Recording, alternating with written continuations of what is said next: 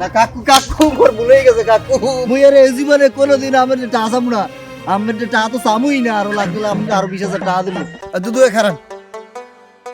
কি কিছু কবা কমু চিন্নেই তো খারাইছি কি কবা কও মোর আবার নামাজের সময় শেষ হয়ে যাইতেছে নামাজ পরেও পারবে না মোর টাকাটা যে নিলেন এই টাকাটা দেন ওরে বাপু মই কি কইছি যে টাকা দিমু না দিমু কয়টা দিন বাস চাও আমার সবুর কম দিই নাই এখন টাকা দেন মোর তো ধান পাকছে ধান পাকলে ওটা বিক্রি করে হেজে কর তোমাকে আমের ধান এটা আমার কয় ফির পাকছে আর কয় ফির বেচছেন মোর টাকা গুলো দেন এখন টাকা এনে দিয়ে এরপর যাবেন যাইতে দাও খারান দেখছেন এটা কি আবার বেতালের লইছে বাড়ি দিয়া মাথা কিন্তু 2 ভাগ করে লাগবে কি কইলা তুমি মোর মাথা ফাড়াই হেলাবা তাই টাকা দেবেন এনে থুইয়া এরপর যাবেন টাকা দিয়া 2 ভাগ করে হেলাবা তাই না তাই কি হ্যালো এই মঠবাড়ি থানা এসপি সাহেব কইতেছেন ওরে এসপি সাহেব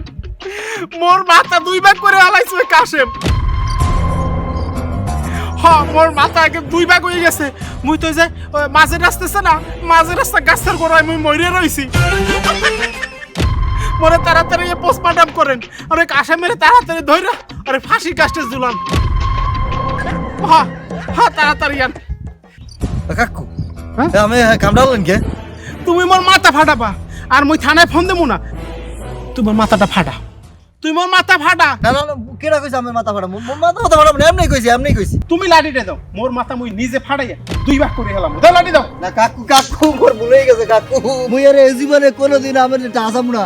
আমার টাকা তো চামুই না আরো লাগলে আমি আরো 20,000 টাকা দেবো তাও এই কাম হরবেন মোর তো ফাঁসি হয়ে যাইবে আচ্ছা তো তুমি 20,000 টাকা কখন দেবা মুই কিন্তু এই নামাজ পড়ে আমি আবার অন্যদিকে যাবো